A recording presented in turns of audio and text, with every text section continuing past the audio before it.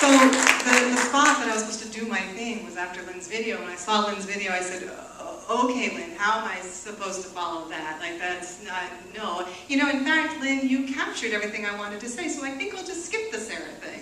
And she said, no, you got to do your thing. I said, all right, that's what you want. You want to keep people around you to say, go do your thing. Keep doing your thing. So the thing that I'm going to do, you got to know that in my life and my family, we sing our way through life. We put everything to music, whether it's a crisis or a chore or a joyous celebration, everything gets put to music. And so this is sort of my life story condensed, so you'll excuse the fast talking and the missing years, with sound bites of the theme songs. And I dedicate it to all the folks, all the teachers and the family and the friends who have been part of this joyous journey. And I'm not a singer like all of these people who came up, and I thank the artists here tonight so much for creating this. I am not. I sing in my kitchen, deliberately, on purpose. I'm a talker, but I'm going to bring both of those in tonight. So my story begins long, well, not so long ago, when my parents, Irene and Don, somewhere in the room? Yeah.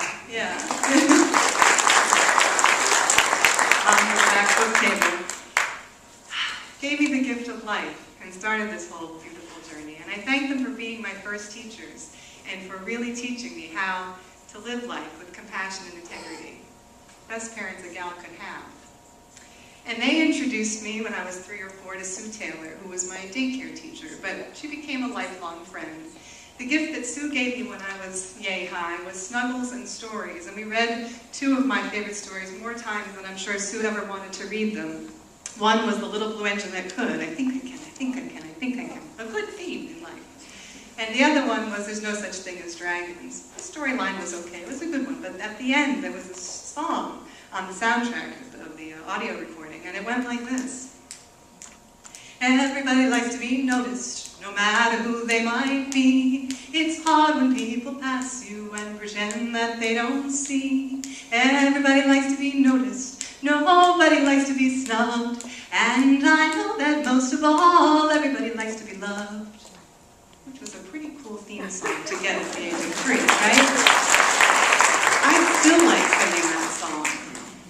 So fast forwarding a little to the teen years, except they were the teen years. Whoa. And Nancy Abel came into my life. Yeah, Nancy Abel's in the house tonight.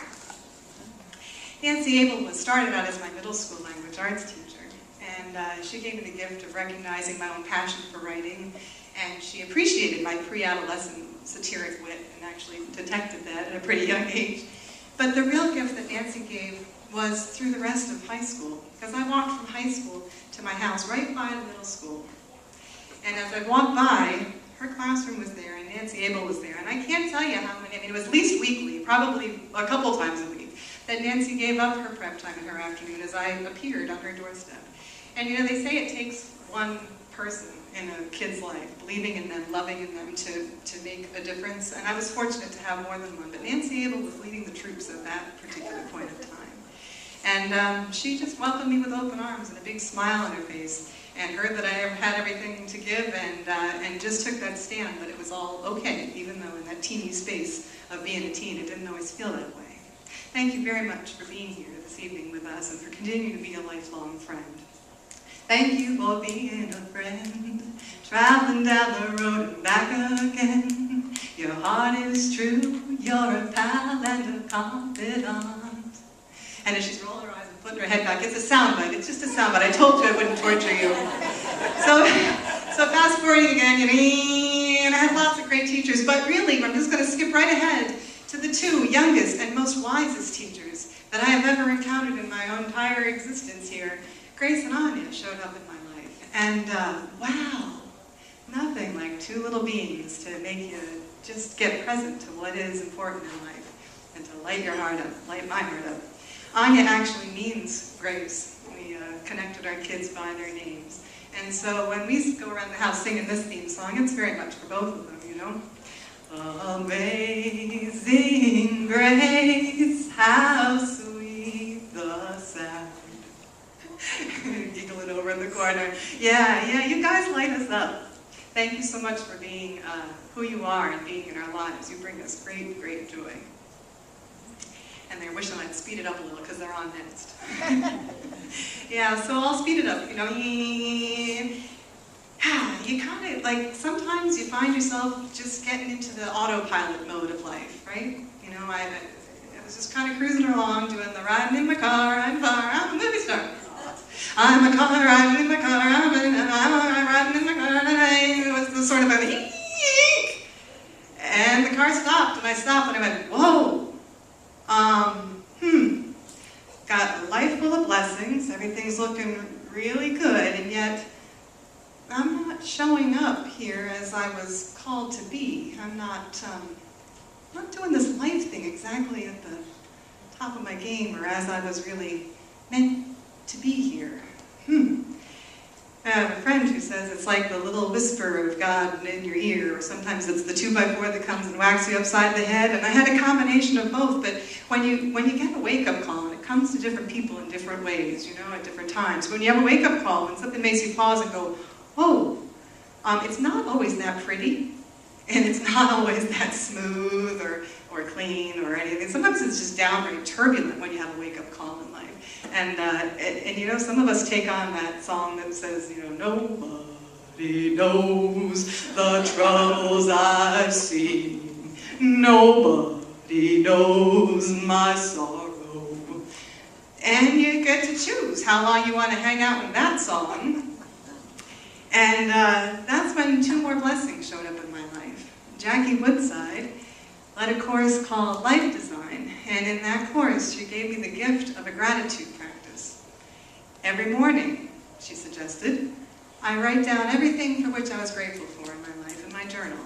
And I took that on, and she said, you know, go ahead, commit to thanking a certain number of people, a pretty big number of people, every day in your life. Not just, hey, thanks, but tell them explicitly why you were thanking them. So I took that on, you know, and I took that on. And then Marlisa Muto showed up in my life. And she furthered the conversation. She said, oh, yes, really? That person's irritating you out the wazoo? Okay. Try taking on, you know, just as a suggestion, telling that person all the things that you really appreciate about them. Lots of eye-rolling and sighing. Really, Marlise? And she said, well, you know, just a suggestion. Somebody is pushing all your buttons. Find what it is that you appreciate most about them, that you love about them, that you're grateful for about them. And then if you really want to play full out, go ahead and tell them. In that space of gratitude and compassion, I started a different song. You know, it started to be, thank you for this day, Spirit, thank you for this day. Thank you for this day, Spirit, thank you for this day. This beautiful, this beautiful, this beautiful day. And the doors of opportunity started flinging open. You know, things that I thought, well, it's possible, but I don't know how I'm going to get there. They started just showing up with ease and grace. And I really got the power of gratitude from that process. But I was still chewing on one part that I just couldn't quite sort out. And so I was sitting in Landmark Education, in a course that actually this gratitude gala grew from. And I was sitting in the very last row doing my kind of quiet last row thing. And I raised my hand and I said, Steve, you know, I don't get it, because inside I'm feeling really joyous. Like I'm self-expressed and happy and life's good and I've gone through the muck, I'm great. But people keep sharing back that I'm showing up kind of quiet, kind of like the chick in the video, you know, a little, you know, articulate, but just kind of ho-hummy. And I said, I don't know what to do, because it's not what I feel like on the inside. You know, inside, I'm like, yay! And on the outside, and then I don't know what to do, Steve. So it was a very long work day, and there was a lot of coaching conversations between Steve and I that day. And at the end of the day, we went around, and some of you have heard the story. We went around, and it was, you know, they went, what did you get from today? What did you get from today? And we got to the last row where I was hiding out. And Steve said, what did you get from today, Sarah? In that moment, I got it. I said, I've got that joy down in my heart. I stood up, and everybody in the room went, whoa, okay. I said, yeah, no, I really get it, because you get to choose that in that moment. You get to choose every moment how you show up, whether you want to be the quiet, last row person who can barely raise their hand, or whether you want to hop up and sing joyously. And the beauty of that moment actually was not that. The beauty was about 5 minutes later, in the other section of chairs, and the other last rower, was Gil Dubray, who's in the house tonight. Hey, Gil. Gil stood up when they asked what he got from the day. Gil stood up and he broke out into song, and it was just gorgeous, gorgeous sound, you know. And he caught me in the hallway and he said, "Sarah, I just wanted to tell you, you know, I'm a professionally trained singer. I've sung for thousands, but I've never been able to just stand up and sing from my heart like I did that moment. Thank you so much for inspiring me." I said, "No, Gil, thank you, because in getting that, I got what the Gratitude Gala was. I got that when you stand up and you share your joy, and you share your light, and you sing your song, that you inspire other people to do the same. And it goes out, and then Lynn starts making videos, and Gil Dubray stands up and sings joyously, and all of the artists here tonight come and share their gifts with you. That's what's possible in the space of gratitude and authentic self-expression, right? That's pretty cool. And from there, the Gratitude Gala took off. So in conclusion, I'd like to ask for your assistance. This is the audience participation part. It's all good. I'd like to take a moment, because you can imagine in the flurry of the Gratitude Gala preparations and things, that some of my most special and treasured people in the room have been put to work and have, you know, seen me in passing as I wave, "Thank you," and go by and stuff. So I'd like to ask your help in just recognizing some of the people that are in the space with us tonight. So if you hear your name, I'd like you just to kind of stand up and let us acknowledge you. And for the rest of us, what I would like to do is, and this is the lively part, because right, these are my really dear and special people, so I'd really like to create that joy with them in your most joyous way.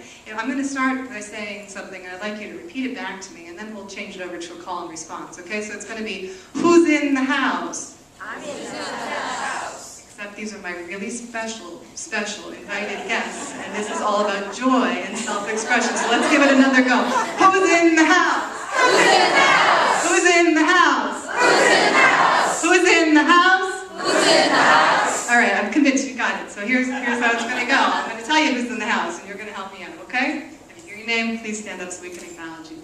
All right, you ready? Who's in the house? Mom and Dad are in the house. Who's in the house? Jackie Woodside's in the house. Who's in the house? Mara Lisa's in the house. Who's in the house? Nancy Abel's in the house. Who's in the house? Caitlin's in the house. Who's in the house? Beth's in the house.